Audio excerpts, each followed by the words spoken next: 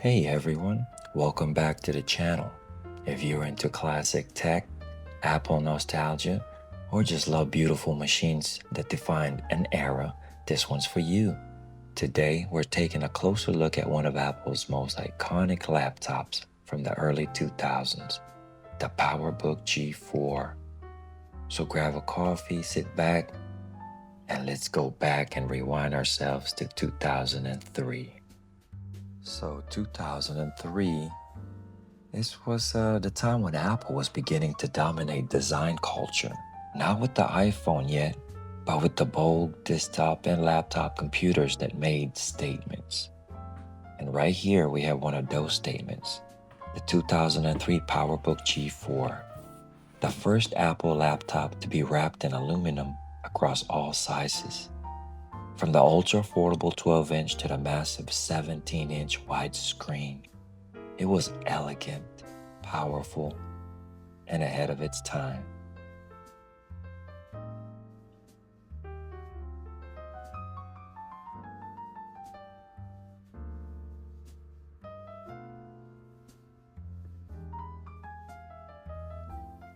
This laptop was the first generation of PowerBooks to ditch the titanium casing of the early 2000s. In its place, anodized aluminum, lightweight, durable, and minimalist. This aluminum unibody design was more than just beautiful. It inspired the industrial aesthetic of MacBooks for the next 2 decades. The design language was associated with today's MacBooks, that clean, silver finish. It all began right here.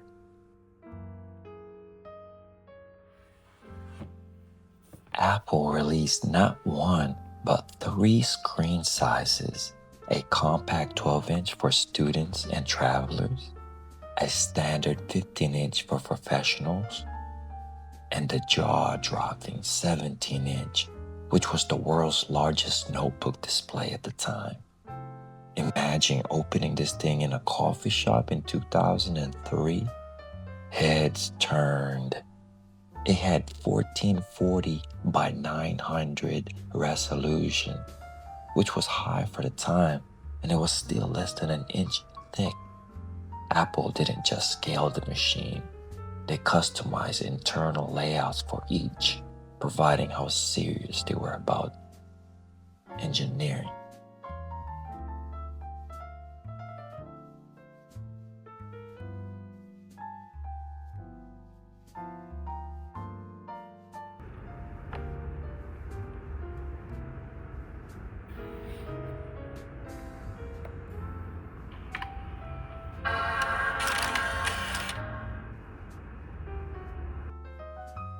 Internally, the PowerBook G4 ran on a PowerPC G4 processor at speeds up to 1.33 gigahertz in the 17-inch model. You could spec it up to 1 gigs of DDR RAM, a SuperDrive for burning DVDs, and a 60 to 80 gigabytes of hard drive, which was plenty for digital creators back then. On this model here, on the right side of the PowerBook G4, you had a full range of ports, a security slot for locking your laptop in place, a DVI port for external display, an S-video out for connecting to TVs and projectors, Firewire 400 and 800, USB, and a gigabit Ethernet for high-speed wired networking. On the left side, you'd find a power adapter port, an internal modem port, and another USB port, audio line in, a headphone out port, and a PC card slot for expansion. Yes, no dongles were needed here. Everything was already there, ready to go straight out of the box. And right in the front, we had the DVD SuperDrive, ready for CDs, DVDs, and burning discs without needing an external drive. The PowerBook G4's keyboard was a joy to use. The keys had a solid, satisfying travel with a perfect balance of tactile feedback and quiet operations. You could type for hours without fatigue, making it ideal for writers, coders, and road warriors alike. The spacing was precise, allowing for fast and accurate typing. And the overall build of the keyboard matched the PowerBook's premium, sturdy design. In short, it was a keyboard you actually looked forward to using. The PowerBook G4 came with the Mac OS X 10.2 Jaguar or the 10.3 Panther, depending on when you bought it. This was the era of the Aqua interface, the classy buttons, bouncing dock icons, and fast user switching. It was a beautiful OS, and with softwares like iMovie, iPhoto, GarageBand, and Safari, the PowerBook G4 became Creative's dream machine.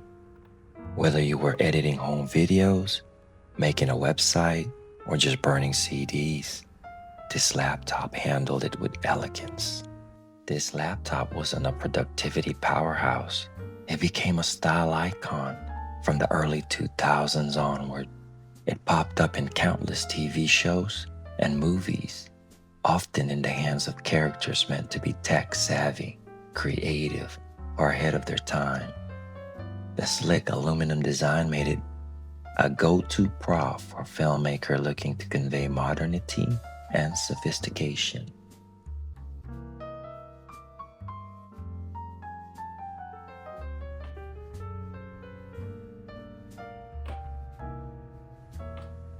Fast forward to 2006, Steve Jobs unveiled the MacBook Pro, the first Intel-based Apple laptop.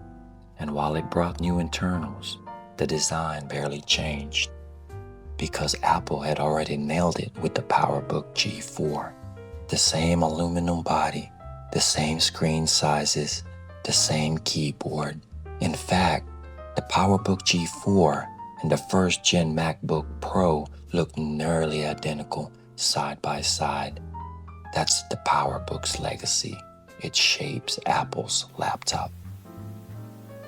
The 2003 PowerBook G4 was more than just a laptop.